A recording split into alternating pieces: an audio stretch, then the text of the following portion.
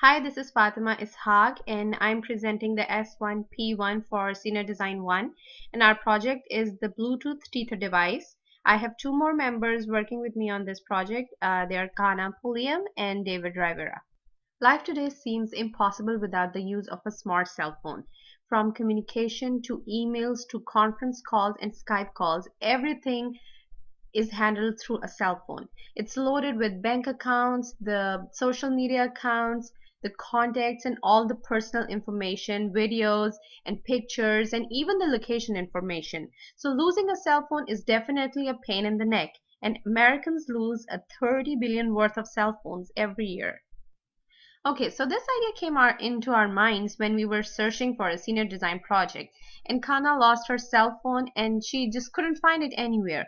Then we decided maybe we can develop something or design something that can alert us when the cell phone is, at such and such distance away. For example, if it's 10 feet away, it can alert us that, hey, you're losing your cell phone.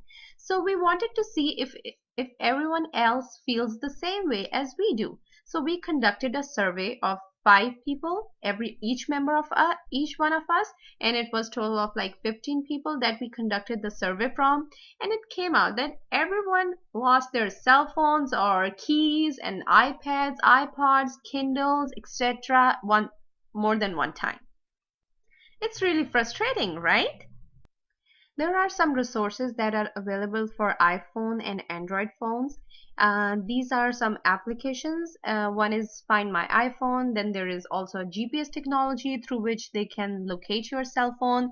There are Google Maps if you have a Google account and it's connected to your smartphone device. And there is another Zoom Wireless. So the resources noted above, they don't aid in prevention, but they do aid in the recovery of a cell phone. In some cases, that elapsed time can make the difference between the recovery of a personal device or replacing that lost device.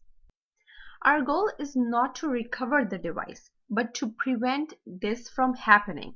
So we want to make a low cost and a low energy, a watch or a bracelet that can alert the user when the cell phone is out of range. It means if it's like 10 feet away from the user or 15 feet away from the user's watch or the bracelet, it can alert the user with an alarm or an illumination from an LED light source.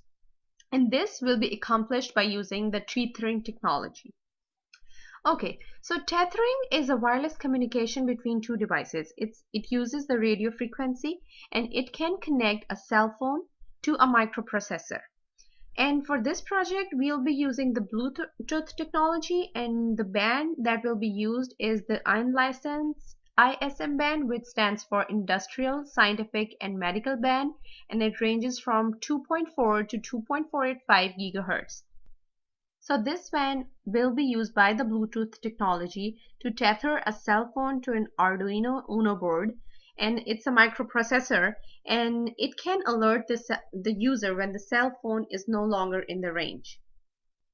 So the basic idea for this project is that if a cell phone is, say, a distance of 10 to 15 feet away from the user, the Bluetooth enabled smartphone will connect to the Arduino microprocessor by using the Bluetooth RF LE chip. So the Bluetooth LE chip will be connected to the Arduino microprocessor, which also houses an inbuilt radio frequency device, and the cell phone, both. So when the cell phone is going away or is left behind by the user, the Arduino Uno board, which will be housed in the bracelet or the watch, will alert the user by either beeping through the alarm, and also it will also turn the LED on.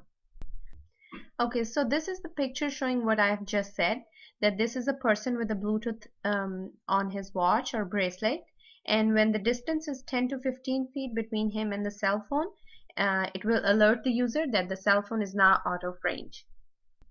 Okay, so this slide basically shows the list of hardware components that will be needed for this project. These are the Arduino Uno board, the Bluetooth EE480 device, LEDs, speakers, piezo buzzer, and the breadboard. And these all will be shown after a few slides that how they are connected to in a circuit. This is the subsystem decomposition diagram. It's a little more elaborated diagram.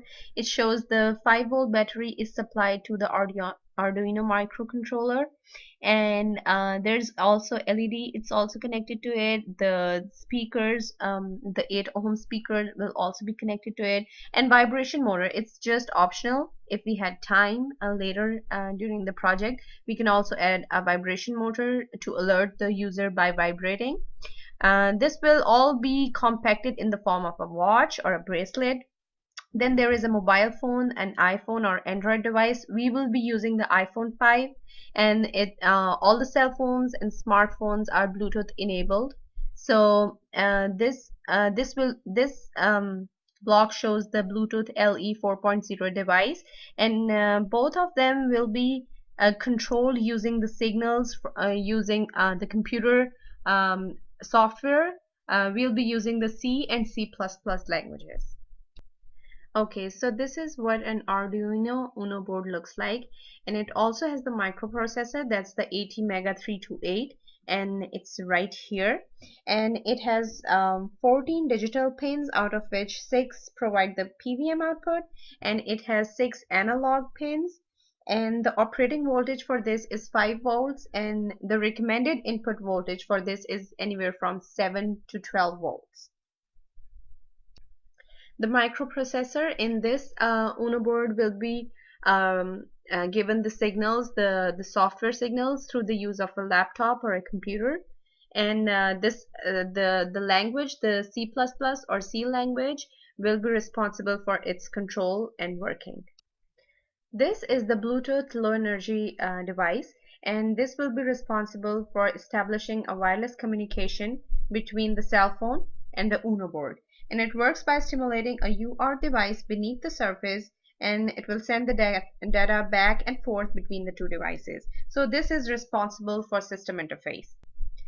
So this is the picture of initial circuitry, and this was made by pencil and paper, and this is the Bluetooth LED device, and it shows all the pins here, and they are connected to the Uno board through all these pins. They're all numbered, and then this Uno board in the next picture is connected to a breadboard, and the breadboard houses the LED, and there is a speaker also connected to this one.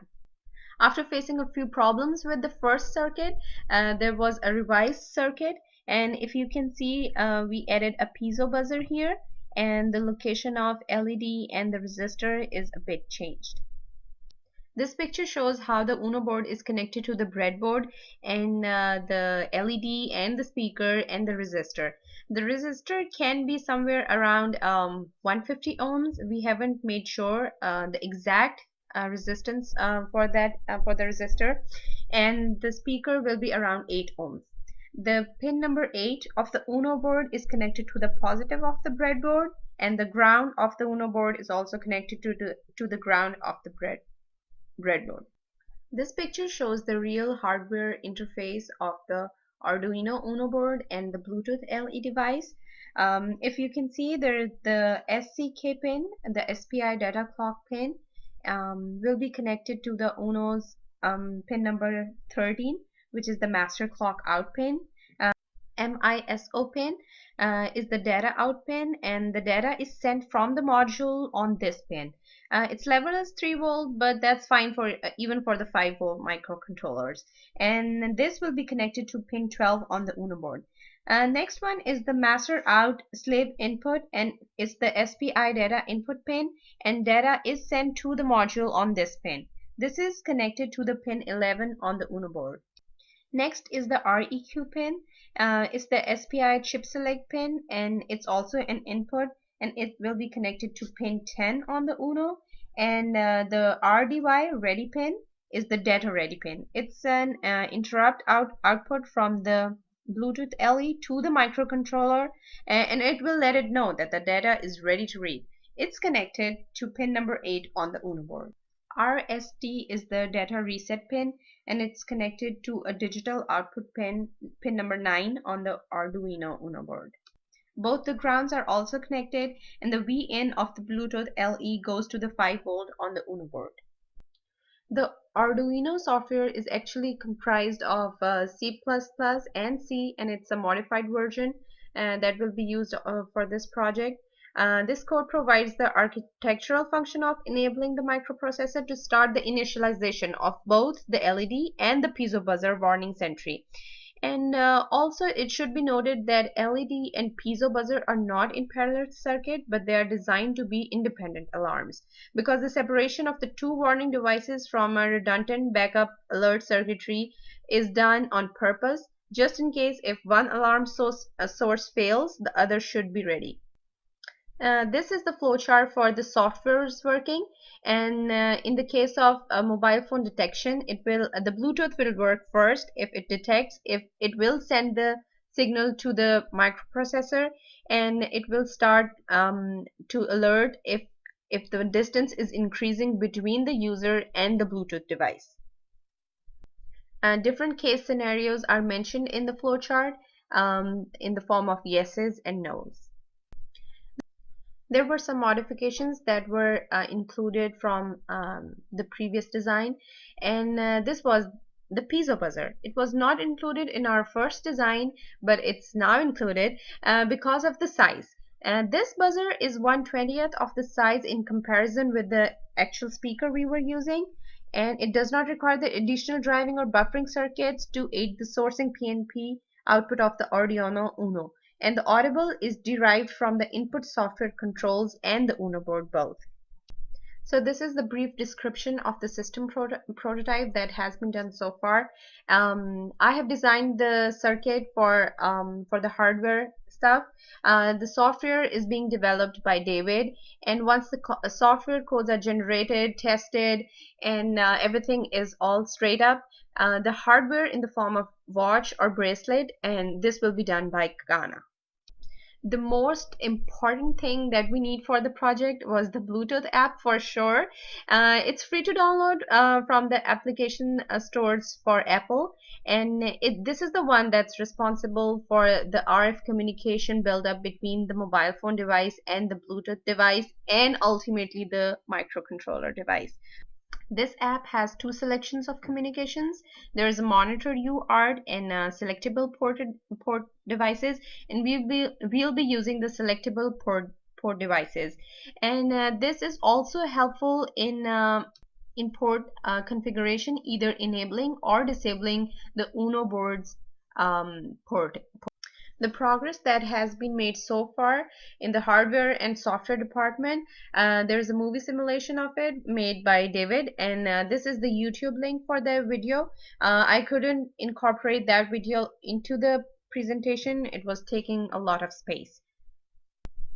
There were quite a few problems in this project so far. There were some problems related to software, some to the hardware, and some just from the circuit design.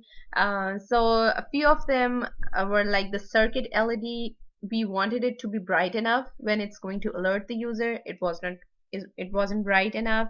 The LED pins were not working as expected. The power output transmission from the Bluetooth LED, it's already built in. It's by default there. So we cannot adjust it by either software or hardware. The first code that was generated using the C and C++ software was successful only in establishing the connection between the Uno board and the Bluetooth, nothing else. So the first step we took to solve the problem was the generation of code number 2. This code was again generated using the same softwares, and this time it establishes the communication between the board and the LED, but the results were not as expected. We wanted the LED to be brighter, and so that the user can be alerted. It was very dim, and also the speaker function was disabled when we were using the LED. Originally we had the speaker and the external LED in parallel, so we thought maybe if they're not working in parallel, we should move them to series. We want our design to work when the cell phone is 15 feet away from the user. But right now, based on the current circuit design, it's acting when the cell phone is 45 to 48 feet. which is a lot. So maybe we are thinking about a few solutions. We can either use